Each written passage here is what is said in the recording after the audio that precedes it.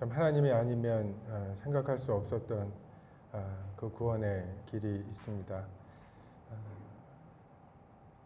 참 하나님이 세상을 만드시고 사람을 만드심으로 사람 속에 무엇이 있는지 아시고 참 이것을 해결할 수 있는 방법이 무엇인지 참 하나님만 아셔서 이 구원의 길을 보여주시고 참 알려주시는 것으로 깨닫지 못하는 저희들을 참 긍휼히 여기셔서 은혜 위에 은혜를 더하시고 참 아들 예수 그리스도를 보내시며 그 위에 은혜를 더하셔서 성령을 저희 마음에 거하게 하십니다. 주께서 정말 이 구원의 도를 저희로 잘 이해할 수 있게 도와주시고 깨달을 수 있도록 도와주시고 그것이 저희 마음에 감동이 되게 해주시고 참 감동된 이 복음의 말씀이 구도자들에게 전해질 때 정말 그들에게 또한 감동이 될 수 있도록 도와주셔서 정말 하나님의 감동이 저희를 거쳐 구도자들에게 이르는 정말 막힘이 없는 통로로 저희를 사용해 주시기를 기도를 드립니다. 이후의 시간을 하나님께 의탁을 드리며 예수님의 이름으로 기도했습니다. 아멘. 누가복음 3장 3절부터 5절까지 말씀 같이 읽도록 하겠습니다. 누가복음 3장 3절에서 5절 말씀입니다.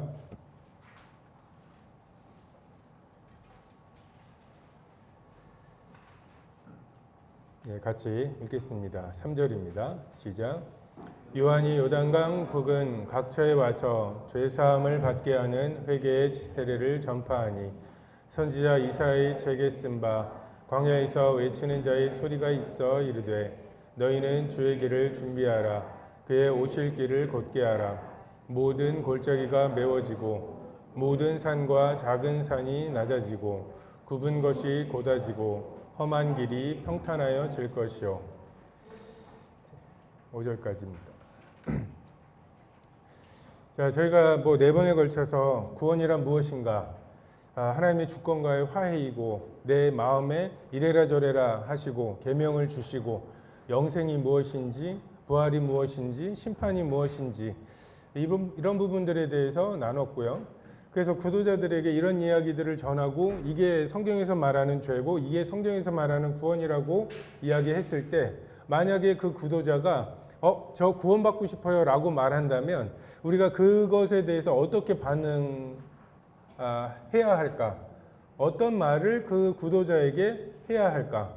지금 구원받고 싶지 않다고 말하거나 아니면 나는 이런 것이 싫어요. 이건 왜 그래요? 이런 질문하는 단계가 아니라 그런 것들이 다 거쳐서 이제 내가 구원받고 싶어요 라고 하는 고백을 한다면 정말 구도자가 된 거죠. 도를 찾는 사람이 된 거죠. 그러면 그 구도자가 길을 찾고 있을 때 우리가 그 구도자에게 뭐라고 이야기해 줄 것인가. 많은 경우에 이런 그 구도자에게 물론 이런 단계에 오지도 않은 구도자에게 예수님이 하신 일과 그 의미와 그래서 너는 죄가 없고 죄가 없으면 이런 이제 너무 급하게 가는 것들을 보게 됩니다. 성경에 보면 이러한 단계에 있는 사람에게 필요한 것이 회개하라고. 요즘은 철로역정을 많이 안 읽는 것 같아요. 구도자, 그 청년 구도자에게 만화로 된 철로역정을 빌려줬는데 그 철로역정에도 보면 이 성이 장차 망할 장망성이라고 하는 것을 깨닫고 근데 내 뒤에 있는 이 죄의 짐이 느껴지는 이 사람이 전도자를 만났을 때 전도자가 그에게 하는 말은 저 희미하게 보이는 저 빛을 따라가라고. 그러니까 이 장차 망할 성에서 나와서 저 빛을 향해서 가라고. 그리고 그 사람에게 온갖 지혜로운 말들을 해주는 조언자들이 있습니다. 그 조언자들에게 이 구도자 크리스찬이죠. 그러니까 순례자. 이 순례자가 묻습니다. 내 이 등에 있는 이 죄의 짐을 어떻게 해주실 수 없냐고. 그건 우리가 어떻게 해줄 수 없다고. 근데 그가 구원의 언덕에 십자가를 발견하고 그 죄의 짐이 벗어지고 그게 예수님의 그 빈 무덤으로 들어가고 그 빈 무덤이 다시 닫히는 이런 장면이 있습니다.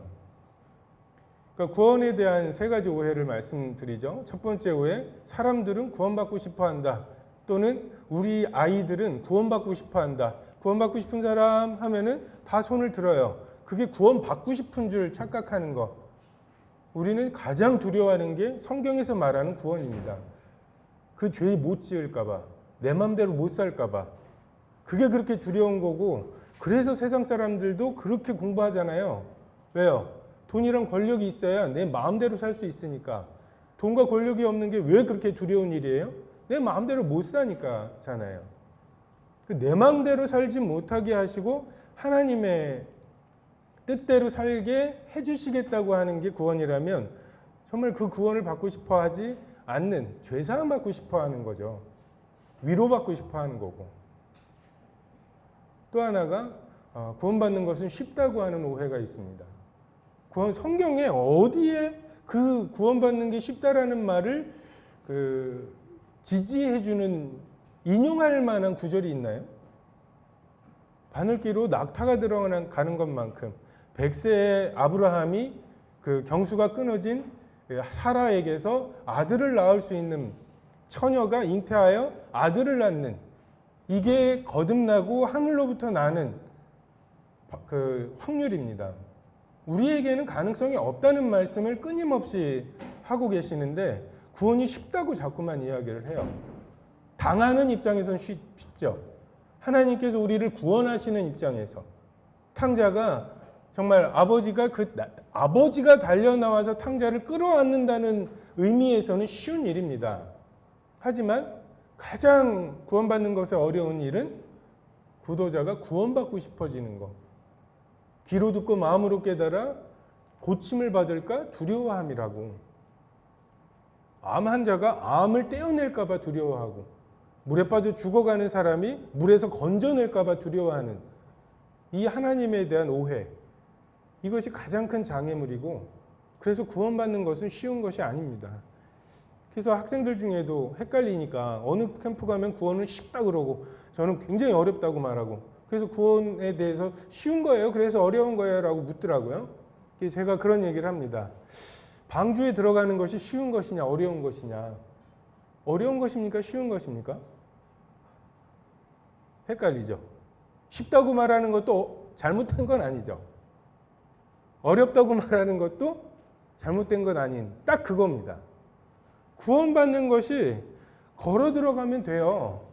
정말 하나님이 계시고 하나님이 보시기에 이 세상의 악은 고쳐서 쓸만한 악이 아니라 쓸어버려셔야 되는 악이라고 공감을 하고, 하나님의 심판에, 이 세상에 대한 심판에 공감하고, 그래서 산 위에 올라가는 것 이 수준으로는 할 수가 없고 방주에 타는 것밖에는 방법이 없다는 게 믿어진 사람들에게는 120년간 방주를 만드는 것조차도 어려운 일이 아닙니다.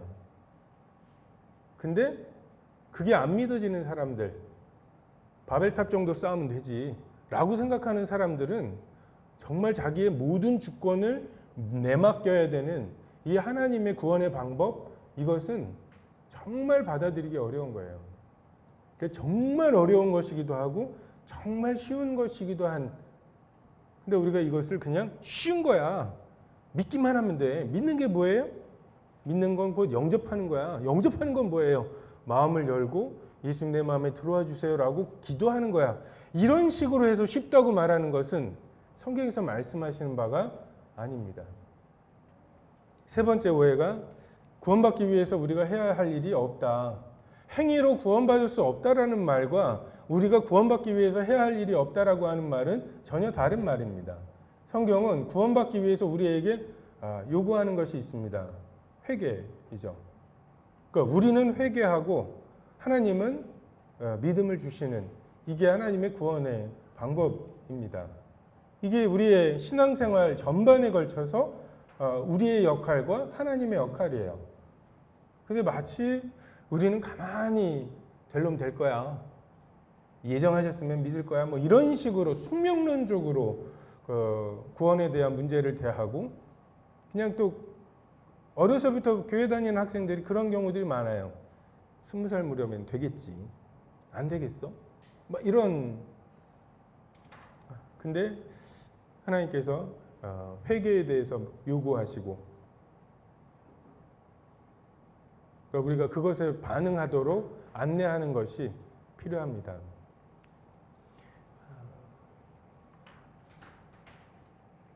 예수님 오시기 400년 전에 말라기 선지자를 통해서 메시아에 대해서 예언했습니다. 말라기서 4장 5절에 보면 보라 하나님의 크고 두려운 날이 이르기 전에 내가 선지자 엘리야를 너희에게 보내리니 그가 아버지의 마음을 자녀에게로 돌이키게 하고 자녀들의 마음을 그들의 아버지에게로 돌이키게 하리라.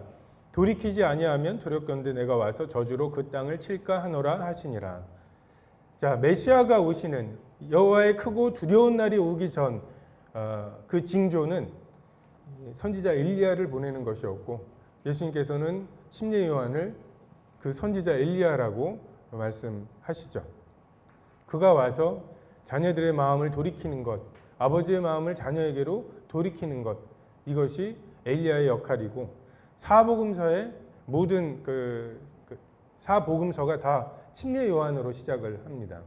그리고 사도행전에도 보면 침례 요한의 그 역할이 여전한 것을 보게 되죠. 예수님께서도 첫 번째 메시지가 이르시되 때가 찼고 하나님의 나라가 가까이 왔으니 회개하고 복음을 믿으라고. 회개하라고 요구하시죠. 누가복음 24장에도 그 엠마오로 가는 제자들을 만나셔서 또 이르시되 이같이 그리스도가 고난을 받고 제3일에 죽은 자 가운데서 살아날 것과 또 그의 이름으로 죄사함을 받게 하는 회개가 예루살렘에서 시작하여 온 족속에게 전파될 것이요. 뭐가 전파되냐 하면 죄사함을 받게 하는 회개가 전파된다고요. 그러니까 복음으로 우리가 전해야 될 게 회개하라고 하는, 회개하면 받아주신다고 하는, 아직 방주의 문이 열려 있다고 하는, 이게 우리가 전해야 할 복음이고, 그것에 반응해서 회개로 나오는 사람들과 그런 거는 조롱하거나 이런 사람들이 우리의 복음으로 인해, 복음에는 하나님의 의가 나타나잖아요. 하나님의 정답이 나타나고 그 정답에 의해서 맞는 사람과 틀리는 사람이 구별되고, 그래서 하나님께서 회개하라고 하는 말씀으로 사람들을 초청하고 불러내시죠. 근데 그 사람들은 그 예루살렘, 그 성전과 그 제사, 뭔가 있어 보이는 뿌듯함을, 그 종교적인 그 뿌듯함을 접어두고 광야로 나와야 하는, 그게 불러낸 무리들이죠. 사도들, 그 침례 요한도 침례 요한이 광야에서 이르러 죄 사함을 받게 하는 회개의 침례를 전파하니 온 유대 지방과 예루살렘 사람이 다 나아가 자기 죄를 자복하고 요단강에서 그에게 침례를 받더라. 회개의 침례. 침례는 완전히 압도하는 것을 침례라고 성경에 말씀하십니다. 회개의 침례를 받아야 돼요. 회개의 침례로의 초청이 구원으로의 초청입니다. 사도들도 베드로가 이르되 너희가 회개하여 각각 예수 그리스도의 이름으로 침례를 받고 죄 사함을 받으라. 그리하면 성령의 선물을 받으리니. 우리가 전하는 방식이 아니죠. 우리가 설득하는, 납득시키는, A니까 B고 B니까 C고 그러니까 A니까 C지 라고 말하는 이런 죄 사함의 설득이 아니에요. 각각 그리스도 예수의 이름으로 침례를 받으라. 너희가 회개하고, 그러므로 너희가 회개하고 돌이켜 너희 죄 없이 함을 받으라. 죄 없이 함을 받는 것의 전제가 회개하고 돌이키는 것입니다. 근데 우리는 자꾸만 제일 안타까운 게 그거예요. 죄 사함에 대해서 설득하고 이해시키는 것. 그럼 너 죄가 있어 없어? 친히 나무에 달려 그 몸으로 우리 죄를 담당하셨어. 그럼 넌 죄가 있어 없어? 이게 옛날에 통했다니까요. 옛날에 교파교회에서 율법의 역할을 했을 때, 그때에는 정말 그 말씀 하나가 깨달아지는 것이 충분했습니다. 근데 지금 우리 아이들에게 아닙니다. 회개하고 돌이켜 너희 죄 없이 함을 받으라. 이같이 하면 새롭게 되는 날이 주 앞으로부터 이를 것이요. 거듭남이 주 앞으로부터 이르는. 사도 바울도 유대인과 헬라인들에게 하나님께 대한 회개와 우리 주 예수 그리스도께 대한 믿음을 증언한 것이라고. 우리가 증언해야 될 두 가지가 있습니다. 하나님께 대한 회개와 예수 그리스도께 대한 믿음. 이 균형이 맞춰질 때 생명의 역사가 일어나리라고 생각이 됩니다.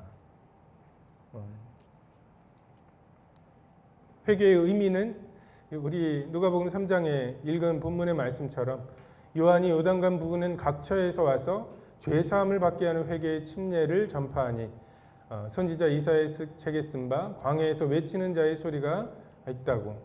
광야로 나와야 들을 수 있는 것이 회개의 메시지입니다. 광야에서 전파되는, 반대로 말하면 광야로 나와야 되는 그 척박한 곳이죠. 모든 필요를 하나님께 의지해야 하는 곳입니다. 천국, 성경에서 말씀하시는 천국, 하나님의 나라, 이 나라에 대한 가장 이 땅에 존재하는 것 중에 비슷한 곳이, 먹고 마시는, 천국은 먹고 마시는 데 있지 않다고 그랬죠. 천국은 그 시집가고 장가가는 곳이 아니라고 말씀하셨죠. 천국은 하나님이 완벽하게 다스리시는 하나님의 말씀이 존재하는 곳이죠. 이런 것을 조합했을 때 천국과 가장 가까운 곳이 광야입니다. 한 끼 금식하면서 오전에 그 상황 있죠. 배고픈 상태, 뭔가를 구하는 상태, 정말 어디 우묵한 곳 또는 좀 여긴 좀 촉촉하네, 여기서 물이 나오면 여기서 나오겠다 싶은 이런 곳이 아니라 정말 그 단단한 바위에서 물이 나와야 먹을 수 있는 곳, 메뚜기와 석청을 먹는 곳, 근데 말씀은 있는 곳, 이곳이 성경에서 말씀하시는 천국과 가장 비슷한 곳입니다.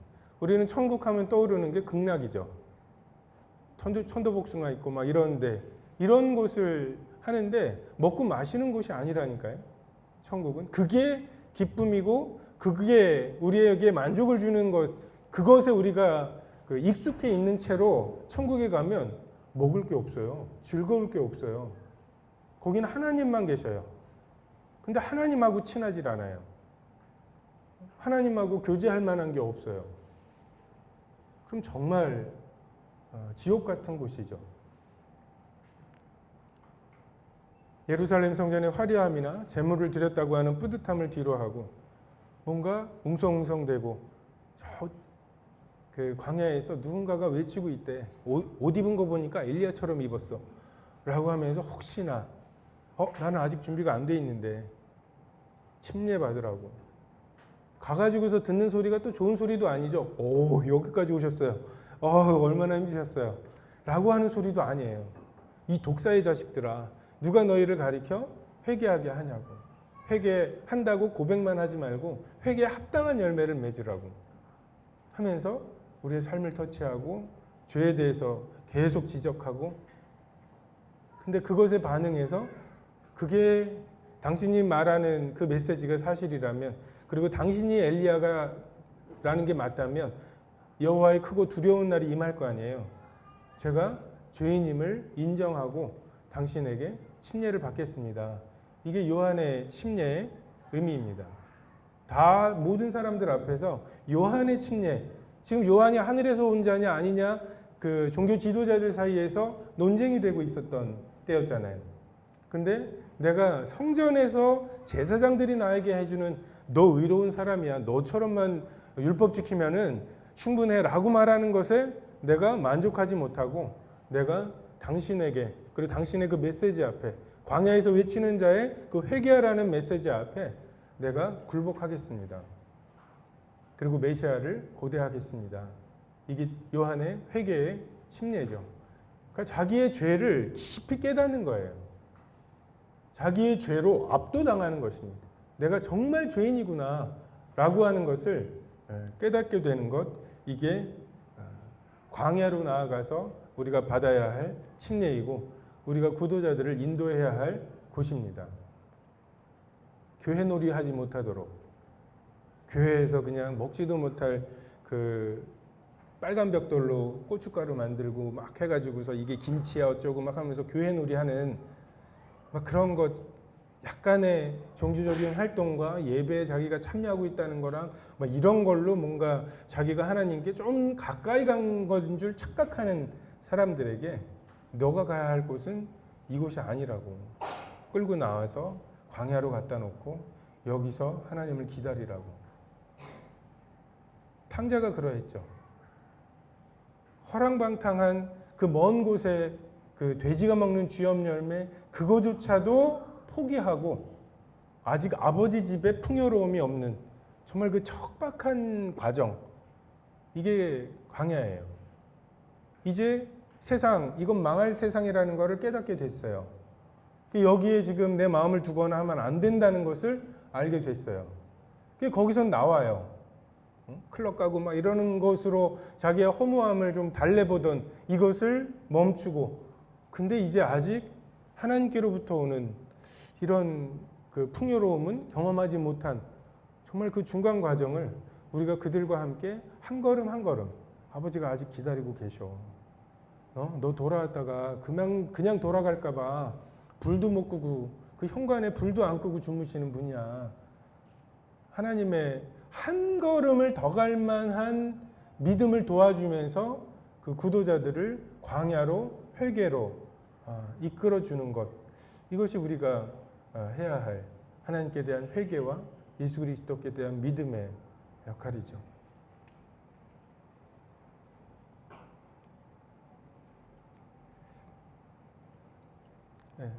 이렇게 해서 불러낸 무리들이 만들어집니다. 광야로 불러내진 무리들.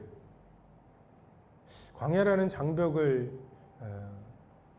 구도자들이, 여러분 머릿속에 떠올려 보세요. 그 구도자들이 우리가 이런 이야기를 전해도 따라올까요? 광야로 나아가는 것은 구도자들만 두려운 게 아니라 우리도 두려워해요. 우리가 그를 데리고 나가는 거 우리도 두려워합니다. 누누이 말씀드리지만 복음을 전할 때 가장 필요한 믿음은 우리가 하나님을 믿는 거예요. 구도자들이 하나님을 믿게 만드는 이 부담을 내려놓으시고 나는 믿는가? 정말 광야에 하나님의 말씀이 있다는 걸 믿는가? 정말 하나님이 부르시면 그 침례 요한이 그러했죠. 기껏 모아놓은 사람들이 다 예수님에게 갑니다. 제자들이 불평할 때 하나님께서 내게 이끌어 주시지 않으면 내가 아무것도 가질 수 없다고. 사실입니까? 정말 우리가 우리의 의로움과 우리의 간증과 우리들의 설득력으로 한 사람이라도 교회에 머물러 있게 할 수 있습니까? 우리 자녀들이라 할지라도? 그렇게 해서 머물러 있는 우리 자녀들이 첫째 아들인 것밖에 없잖아요. 그게 첫째 아들이지. 그 속을 조금도 건드릴 수 없잖아요. 그냥 하나님을 신뢰할 수밖에 없어요. 그분의 성품과 능력을. 우리가 우리의 믿음을 다시 새롭게 하는 것이 상담자로서 필요한, 그리고 유일하면서 가장 큰 준비가 아닐까 생각이 됩니다. 회개를 기준으로 사람은 둘로 나뉩니다. 그들이 이 말을 듣고 마음에 찔려 베드로와 다른 사도들에게 물어 이르되 형제들아 우리가 어찌할꼬, 이렇게 반응하는 사람들이 있습니다. 베드로가 그런 사람에게 우리가 어찌할꼬, 우리가 어떻게 하면 구원을 받겠습니까? 라고 하면서 말하는 대사들이 있죠. 전하는 말들이 있습니다. 그것과 베드로가 하는 말이 어떻게 다른지, 우리가 어찌할꼬 하거늘 베드로가 이르되 너희가 회개하여 각각 예수 그리스도의 이름으로 침례를 받으라고. 이게 베드로가 전했던 복음입니다. 그리고 어떤 사람들은 그들이 이 말을 듣고 마음에 찔려 그를 향하여 이를 갈거늘. 마음에 찔리는 건 맞아요. 근데 한 사람은 우리가 어찌할 거라고 반응하고, 어떤 사람들은 이를 가는, 이것을 통해서 애매하게 섞여 있는 제가 연약해서요 라고 완악함을 감추고 있던 사람들이 그들이 연약한 사람인지 완악한 사람인지가 구별이 됩니다. 방주를 통해서 정말 그들이 연약해서 하나님을 못 섬기는 건지, 완악하고 하나님을 반역해서 못 섬기는 것인지가 분명하게 드러납니다.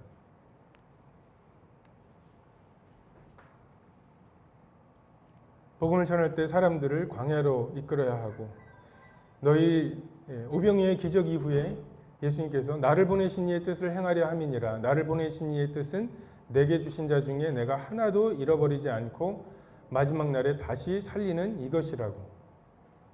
예수님께서 왜 오병이의 기적 이후에 예수님을 왕 삼으려고 했던 사람들 거기에 조금 편승해가지고서 내가 그래 보여? 하면서 조금만 좀 그냥 뭐 하면 그냥 왕이 될 수도 있는 그런 상황에서 굳이 그 사람들을 내 살을 먹고 내 피는 참된 음료고 왜 굳이 그 말씀을 하셔서 피째 먹는 것에 대해서 정말 혐오하는 사람들, 그 사람들에게 다른 피도 아니고 사람의 피를 먹어야 된다고 말하고 살을 먹어야 된다고 하시고 왜 굳이 그런 사람들을 거의 쫓아내다시피 하시나. 근데 그들이 예수님을 떠나가고 이 말이 어렵다고 말하는 유일한 이유는 영생의 말씀이 주께 있는데 우리가 누구에게 가겠습니까? 이 영생의 말씀을 발견한 적이 없어서 그래요. 예수님에게는 다른 기적이나 이런 것이 아니라 영생의 말씀이 주께 있습니다. 너희도 가려느냐? 영생의 말씀이 주께 있습니다. 이 사람들만 남는 거예요.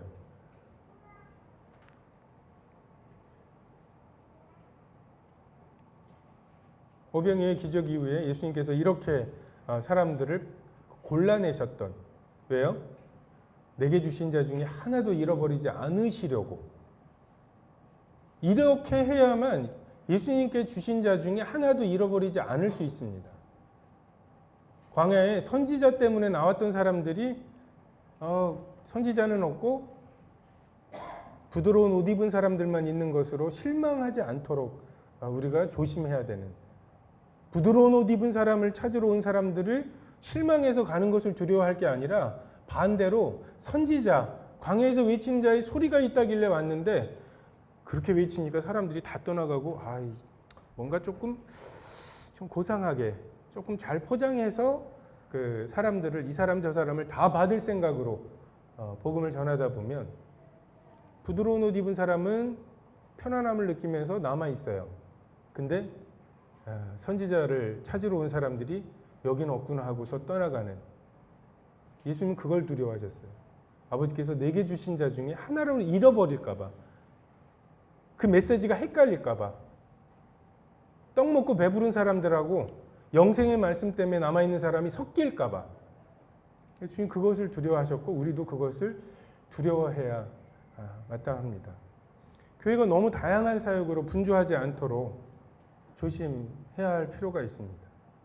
우리는 말씀을 뿌리는 거예요. 그러니까 어떤 분은 씨 뿌리는 자의 비유가 아니라 4가지 밭의 비유라고, 근데 그게 정확한 것 같아요. 그냥 밭이 문제인 거죠. 씨를 뿌리는 거. 우리가 다른 무언가를 할 필요가 없어요. 성도들끼리 만나서 씨를 뿌리는 거고, 서로 메시지 시간에 씨를 뿌리는 거고, 예배 시간에 씨를 뿌리는 거고요. 구도자들에게 씨를 뿌리는 거예요. 깨달은 5마디로 씨를 뿌리는 거죠. 다윗이 조약돌 5개면 되지 않았습니까? 5개면 돼요. 근데 그냥 골리앗을 치기 위해서는 하면서 막 사울의 갑옷을 갖추고 막 이러니까 뭔가 분주하고 그러면서 역사가 일어나지 않는 거죠. 다윗에게 정말 필요했던 것, 하나님의 이름이 그 지경이 되는 것에 대한 분노였어요. 그러니까 하나님에 대한 사랑이었다고. 그 사랑이 있으면 물맷돌로 충분합니다. 5개면.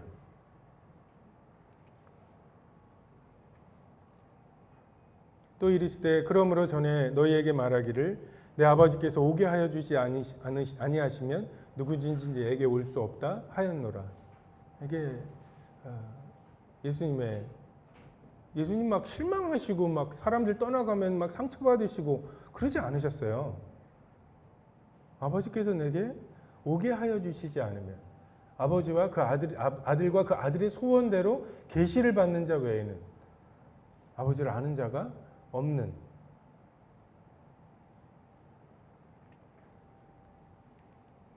아버지께서 오게 해주시면 한편에 매달렸던 강도, 그 강도에게 잘 들어 마지막 기회야 라고 하면서 복음을 얘기하신 것도 아니었죠. 그냥 십자가에서 7마디 하셨어요. 저들의 죄를 저들에게 돌리지 마십시오. 하는 짓을 알지 못합니다. 뜬금없이 여자여 아들입니다. 내 어머니라. 이 말씀까지 포함한 7마디였어요. 근데 그것으로 이 한편의 강도가 충분했습니다. 아버지께서 오게 하여 주시면. 근데 3년을 같이 다니면서 다녔던 가룟 유다조차도 그 속에 조금도 말씀이 들어가지 못하는, 이게 아버지의 주권입니다. 광야에 외치는 자의 소리면 충분합니다. 쇠붙이가 자석에 반응하듯이 주님께서 부르시는 사람들, 하나님의 음성에 반응할 것입니다. 그렇게 세상 가운데로 불러낸 무리들로 주님 교회를 완성하실 거예요. 여러분, 우리가 수문장이에요. 우리가 교회로 들어오는 사람들에 대한 수문장이라고요. 그러니까 우리가 두려워해야 될 것은 이 사람이 구원 못 받는 것에 대해서 두려워할 것이 아니라 구원 안 받은 사람이 들어갈까 봐 경외하고 두려워하고 성령과 능력과 큰 확신으로 복음의 역사가 일어나서 정말 너희 믿음이 사람의 지혜에 있지 아니하고, 누가 나 구원받았다고 했단 말이에요. 성경책 펼쳐봐야 내가 몇 월 며칠에 구원받았는지 구원받은 말씀이 생각나는, 이런 구원 말고 성령의 나타남과 능력으로 하여 너희 믿음이 사람의 지혜에 있지 아니하고 하나님의 능력 위에 세워지는, 그래야 우리 아이들이 순교할 거 아니에요. 우리 아이들이 커가지고서는 이제 순교할 거 아니에요. 세상 돌아가는 게 그러지 않습니까? 정말 어느덧 우리가 이런 날씨에 익숙해졌어요. 10년 전에 이런 날씨가 전 세계에 있다면 나라 망한, 세상이 망한 거라고 호들갑을 떨었을 텐데, 이게 그 물속에 서서히 데워지는 이 개구리처럼 우리가 서서히 익숙해지고 있는 거예요. 망할 거예요. 그리고 그 망해가는 세상이 그 도덕적으로도 망해가겠죠. 그리고 성경을 보는 것이나 이런 것에 대해서, 우리가 이슬람에 대해서 생각하는 것처럼 그 기독교에 대해서도 그렇게 생각할 수 있어요. 차별금지법만 통과가 돼도 로마서 1장을 어찌할 것입니까? 로마서 1장을 어떻게 가르칠 거예요? 우리 아이들 토론대회 같은 거 하면 그 동성애에 대해서 어떻게 할 건지 찬반으로 해요. 거기에서 반대 입장에 서는, 그러면 순교 아니에요? 그런 아이들이 그 학교에서 쟤야 쟤 라고 하는 소리 안 듣겠어요? 근데 그 믿음을 우리가 설득해서 만들어낼 수 있다고요? 3년을 혼자 밥 먹어야 되는 그런 위험을 무릅쓸 믿음을 정말 하나님의 말씀 위에, 그 능력 위에 세워져야 그 믿음이 생기는 거지.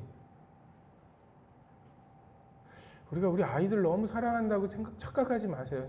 우리가 하나님보다 우리 아이들을 더 사랑한다고요? 네, 그렇지 않습니다. 그리고 그렇게 하는 게 사랑하는 게 아니에요.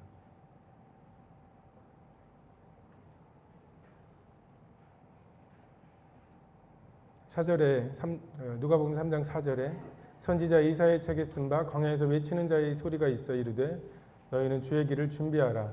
그의 오실 길을 곧게 하라. 우리의 메시지는 그의 오실 길을 준비하라는 선포입니다. 다시 말해서 물러거라 하는 거예요. 그 계명성, 그 새벽별이죠. 예수님도 자기 자신을 새벽별로 얘기하시고 그 계명성, 이 사탄도 새벽별로 그 언급이 됩니다. 새벽별이 뭐예요? 그 효성이라고 해서 그 금성을 얘기하죠. 그러니까 해가 뜨기 직전에 뜨는. 그래서 그 별이 뜨면 이제 해가 뜰 거라는.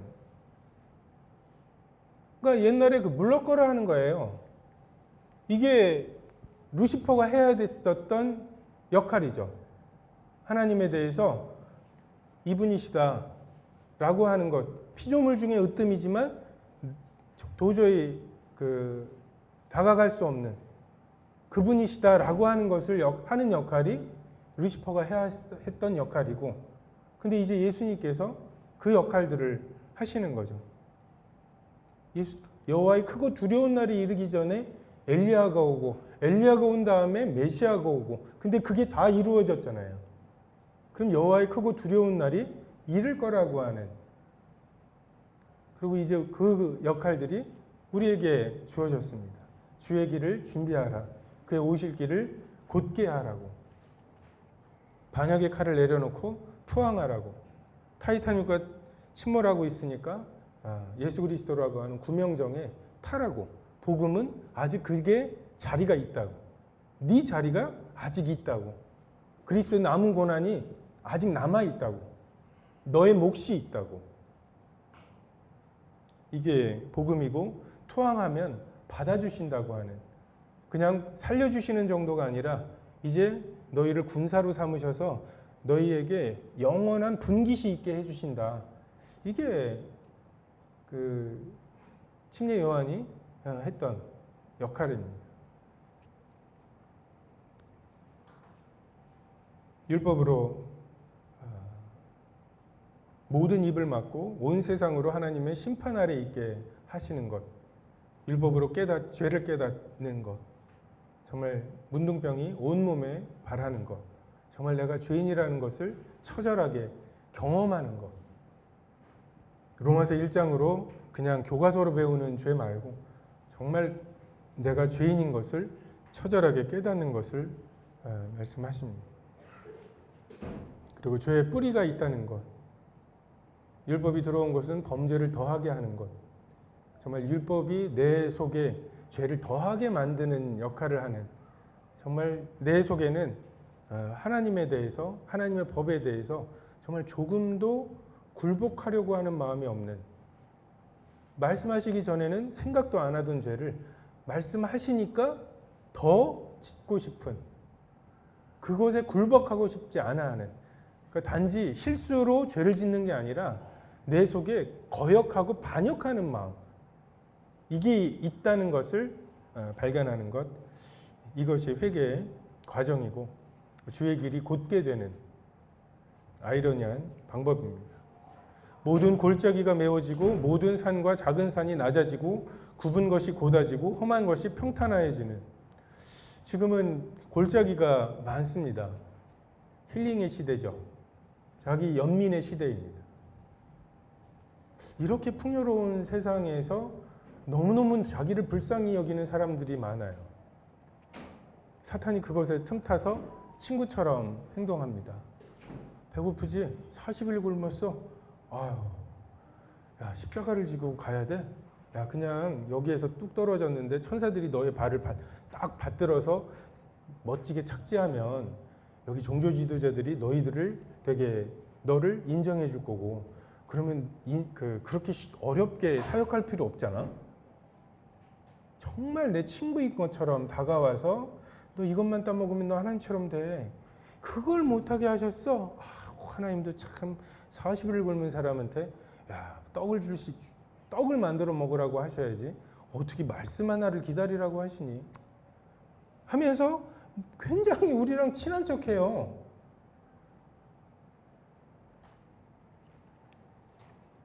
이 자기 연민, 이것으로부터 우리가 말씀 앞에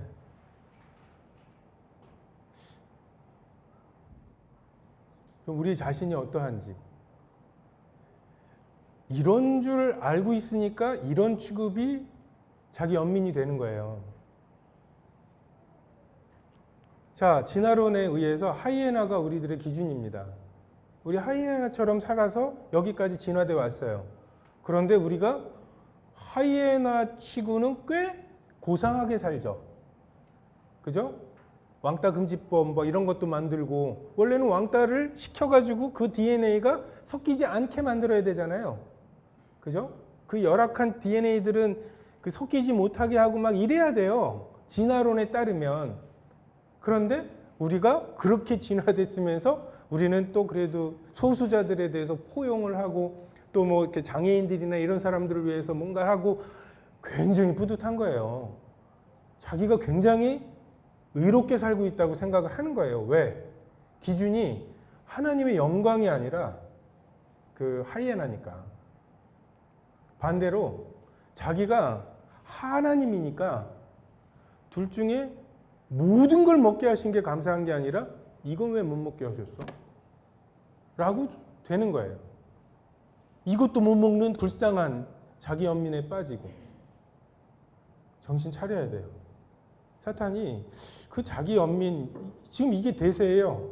옛날에는 뭔가 교만함 뭐 이런 거였거든요. 내가 내 주먹을 믿지 뭐 이런 게 대세였거든요. 하나님 못 믿는. 그러니까 높은 산, 낮은 산들이 있었어요. 크고 작은 교만함이 예수님의 오실 길을 막고 있었다면 지금은 막 골짜기들이, 깊은 골짜기들이 이거 불쌍해 막 하면서 막 그러면서 막 정말 10년 전에 자기는 풀 먹으면서 정말 그 비정상적으로 먹는 먹방을 보고서 그걸 보면서 내가 풀 먹을 거라고 하는 말을 했으면 이건 정말 정신병자라고 이야기했을 거예요. 지금 우리가 그게 서서히 일어나니까 뭐 그럴 수도 있지라고 생각을 하지만 이상한 일이에요. 이상한 일.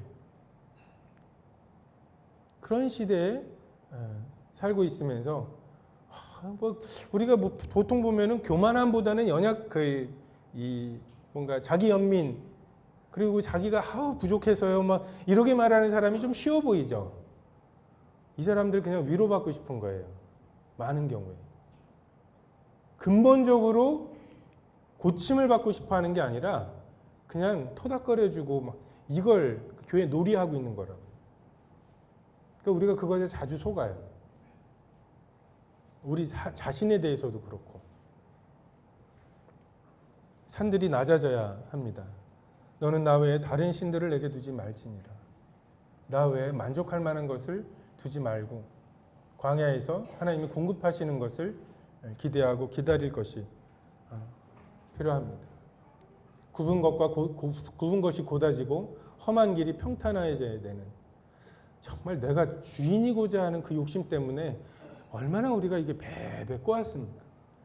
이거 누가 만들었다고 말하면 너무나 단순한 건데 이것을 만든 사람 없이 설명하려니까 얼마나 복잡해요.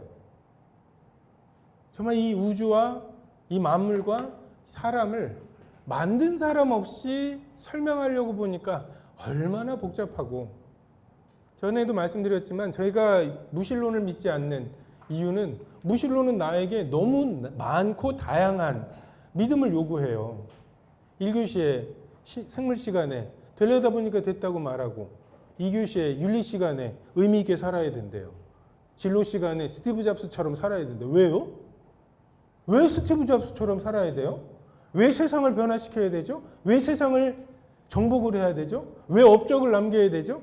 내가 업적을 남겨서 사람들이 징기스칸 뭐 스티브 잡스 라고 한들 그게 죽어있는 나랑 무슨 상관이냔 말이에요.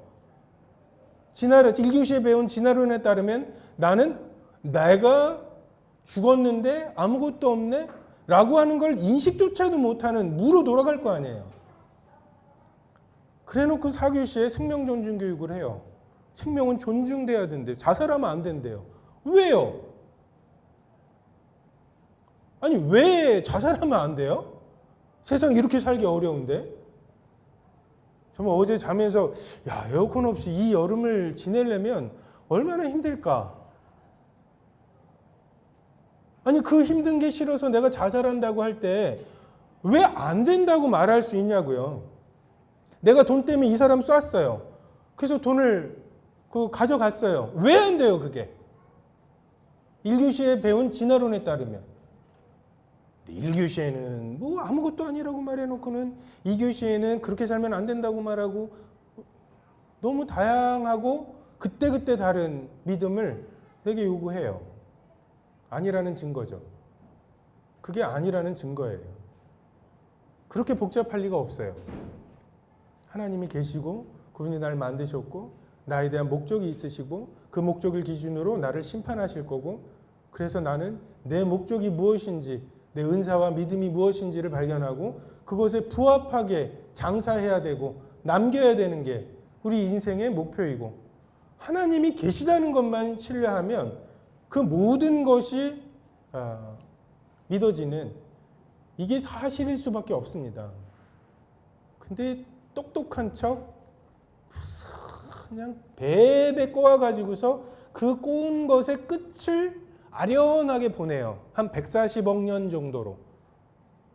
그래 놓고는 140억 년 정도면 하면서 그 제가 볼 때는 유사 윤회론이에요. 그냥 윤회도 그렇잖아요. 70억 년이 한 세트인 이 겁이 1겁, 2겁 해가지고서 쫙 하고, 그래서 이게 저 멀리로 가버리는, 소실점으로 가버려갖고 없어져 버리는.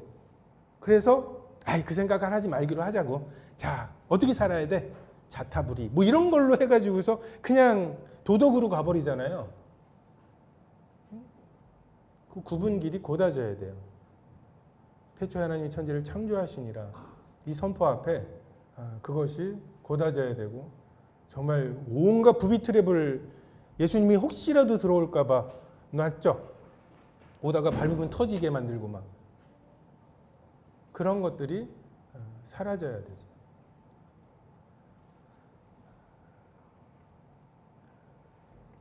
불신자와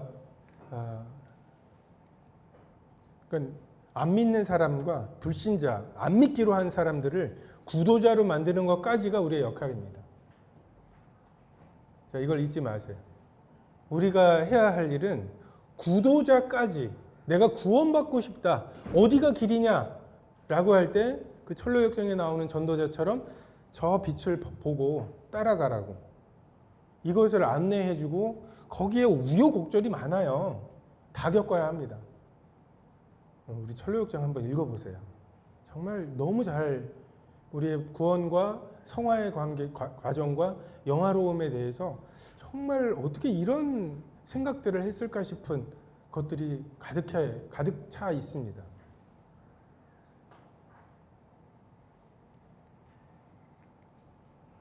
예수님이 우리 죄를 위해서 십자가에 달려 돌아가셨다. 정말 감동적으로 전할 준비를 하십시오. 다만 그러니까 넌 죄가 없다라고 결론 내리지 마시고 그분에게 너의 죄사함을 구하라고. 그분에게 가면 그분이 너를 거절하시겠냐고. 이 사마리아 여인을 받으신, 그리고 그 탕자를 받으신, 한편에 달려있던, 처음에는 힘이 있을 때에는 예수님을 욕했던, 야 너도 내려오고 우리도 내려와서 네가 증명해봐 라고 말했던 그 한편에 있는 강도조차도 받으셨던, 상한 갈대를 꺾지 않으시고 꺼져가는 등불을 끄지 않으시는 그분이 이렇게까지 너를 구원하고 싶어 하시는데, 이렇게까지 너의 죄를 사하고 싶어 하시는데, 그분이 네가 그분에게 나를 구원해 달라고, 다윗의 자손 예수여 나를 불쌍히 여겨 주십시오. 저는 학교에서 구원 복음 전할 때 이 기도를 가르쳐요. 네가 할 수 있는 기도는 이거밖에 없다. 이러니까 나 구원해 주세요. 이게 나의 구원의 자격이에요. 말하지 말고 다윗의 자손 예수여 나를 불쌍히 여겨 주십시오. 불쌍히 여기시는 것에는 이유가 없잖아요. 불쌍히 여겨 달라고 하는 기도를 하나님께 드리라고. 그래서 불쌍히 여겨 주십시오. 주문처럼 외우고 다니는 애들도 있고. 그게 우리가 그 피조물의 자리에서 원래 해야 되는 유일하게 합당한 기도입니다.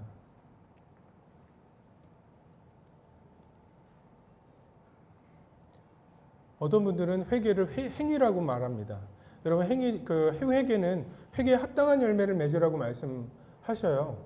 하나님께서 죄라고 지적하시는 것에 대해서는 정말 손을 찍어버릴 정도로, 발을 찍어버리고 눈을 뽑아버릴 정도로 계획을 해서 그 죄를 안 지으려고 애를 쓰는 과정이 회개의 과정입니다. 자, 이해가 되십니까? 수근수근하는 게 죄라고 하는 것이 마음에 하나님께서 찔리게 하시면 정말 밥 먹고 나서 밥 먹으면서 내내 그 짓 하는 거 아니에요. 근데 밥 먹으면서 침묵하는 거예요. 쉽지 않습니다. 그러면서 느끼는 거죠. 내가 얼마나 죄로 사람들을 사귀었는지, 그리고 죄가 빠지니까 그 사귀었던 사람들이 그 관계가 다 끊어지는지, 죄가 내 인생에 얼마나 필수적이었는지, 죄가 나의 그 기쁨이었고, 정말 남의 뒷말 안 하고서 밥만 먹으려니까 얼마나 힘든지, 얼마나 할 말이 없는지, 이걸 경험하는 거예요. 거짓말하지 말라. 이 말씀 하나를 붙잡고 거짓말하지 않으려고 애를 쓰고 자기의 의로움으로, 자기의 노력으로, 그럴 때 율법의 역할이 나옵니다. 아, 내가 죄인이구나. 그리고 거짓말하지 말아야 된다라는 그 계명이 임하기 전에는 죽어있던 내 죄가 살아나요. 내가 주인인데 누가 이래라 저래라 해? 라고 하면서 죄를 더하게 하는, 그것을 통해서 모든 입을 막고 모든 사람을 심판 아래 가두시는 역사가 일어나는 것, 이게 회개입니다. 탕자가 한 걸음 한 걸음 아버지 집으로 돌아오는 과정이죠. 갈 때에는 신나서 갔죠. 내가 꿈꾸던 곳이니까. 그래서 그렇게 멀리 간 줄 몰랐어요. 돌아올 때 보면 얼마나 안 좋은 습관들이 많이 들었고, 얼마나 많은 생각들이 지배하고 있고, 그 말씀 하나가 보존되지를 못하는, 그래 이 정도면 뭐 할 수 있을 것 같아 라고 하지만 그 말씀이 세상의 염려와 재리의 유혹과 나쁜 습관과 안 좋은 생각들의 기운이 막히고, 오늘은 꼭 이걸 할 거야 라고 하면 그 작정을 하고 아침만 해도 가능할 것 같죠. 뭔가 아침에 큐티할 때만 해도 뭔가 이렇게 오늘 뭐 이걸 왜 못 살겠어 하면서 이제 시작을 하는데, 정말 전철 탈 때쯤 돼가지고 희미해져 버리는 그 말씀, 무언가에 덮여버린 말씀들을 발견하게 되는 것, 이게 회개의 과정입니다. 어떤 사람들은 이런 걸 요구하는 것에 대해서 은혜의 복음이 아니라고 또는 행위라고 이야기하는데, 저는 오히려 반문하고 싶어요. 그렇게 전한 복음이 성경에 어떤 예를 근거로, 어떤 말씀을, 그리고 누가 그렇게 전한 것을 근거로 우리가 지금 전하는 방식의 구원을, 복음을 전하고 있느냐고. 예수님에 대해서 이야기하고 그분의 죄에 대해서, 그리고 십자가의 의미에 대해서 얘기하고, 그러니까 너는 죄가 없다라는 이 말을, 이렇게 복음을 전하는 것에 근거가 뭐냐고 묻고 싶습니다. 회개가 필요합니다. 그리고 우리가 전하는 것, 우린 침례 요한의 역할까지인 것 같아요. 나는 물로 침례를 준다. 내 뒤에 오시는 이가 능력이 많으시니 그는 성령과 불로, 성령의 은혜로 오시거나 그걸 거절한 사람들에게는 불의 침례로, 정말 둘 다 압도하시는 거죠. 성령으로 우리의 완악함을 압도하셔서 성도를 만드시거나, 그거를 끝내 거절한 사람들에 대해서 정말 그분의 진노로 압도하실 거예요. 우리가 무엇으로부터 구원받는 것입니까? 하나님으로부터 구원받는 거예요. 하나님의 그 진노로부터 구원받는 거예요. 두려워하지 말라고 그렇게 말씀하시는 분이, 두려워라고 말씀하시는 유일한 분이 하나님이십니다. 우리가 유일하게 두려워해야 될 게 하나님이고, 유일하게 건진받아야 되는 게 하나님의 진노예요. 사탄으로부터 구원받는다고요? 사탄도 지코가 석자예요. 구원의 소망도 없이 정말 어떻게 하면 이 정해진 때를 늦출 수 있을까? 1초도 못 늦출 거예요. 사탄이 이렇게 발악을 하죠. 정말 예수 그리스도가 이 땅에 오실 수 없는 상황을 만들고 척박하게 만들고 있죠. 믿음이 역사할 수 없게 만들고 있죠. 우리 중고등학교 학생들의 교회 다니는 퍼센트를 보면 미전도 종족이래요. 지금. 이 지경을 만들면서 그가 뭔가 성공하는 것 같아 보이죠. 예수님이 다시 오시는 것을 늦추는 것 같아 보이죠? 1초도 못 늦출 거예요. 때가 참에 예수님이 오셨던 것처럼 정해진 때가 되면 1초도 지체하지 않으시고 이 땅에 오실 거고, 입에서 나오는 그 날카로운 검으로 그 하나님을 대적하는 사람들을 보여줘봐, 보여줘봐, 이런 소리를 했던 사람들에 대해서 보여주실 거예요. 정말 아마겟돈의 전쟁에 대해서 성경은 말의 굴레까지 피가 흐른다고. 그 이스라엘 땅이 옥토가 될 거예요. 사람들의 피로, 그 걸음으로. 그게 서울에서 광주까지예요. 거리를 계산해 보면 서울에서 광주까지를 그 피가 물들일 거라고.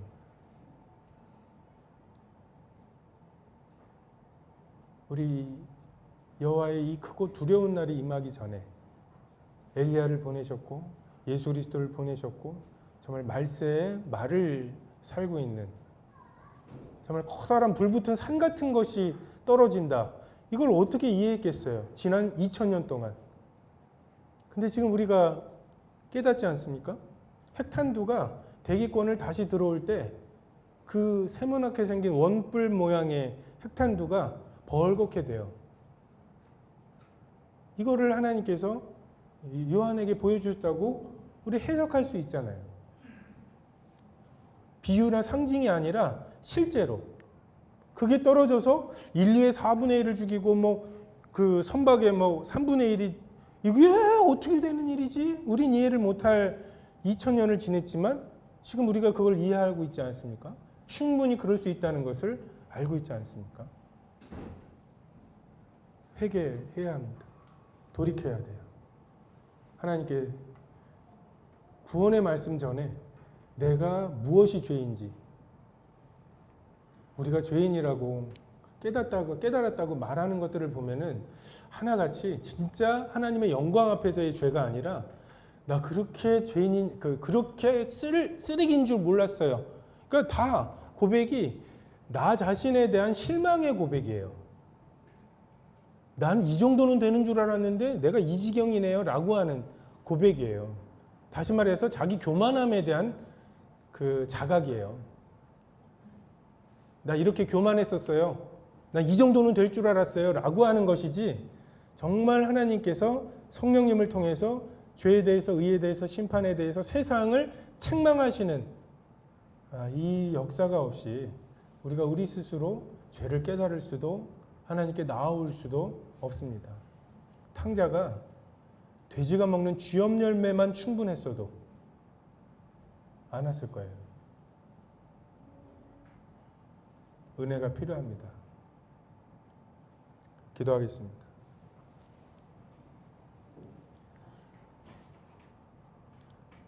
회개하면 받아주시는, 투항하면 받아주시는, 이것이 주님의 크신 은혜입니다. 이 큰 은혜를 베푸시기 위해 예수께서 십자가에 죽으셔야만 했습니다. 죄인들의 핏값을 대신하여 그것을 속량하시기 위해 주께서 치르신 희생이 있어야만 했습니다.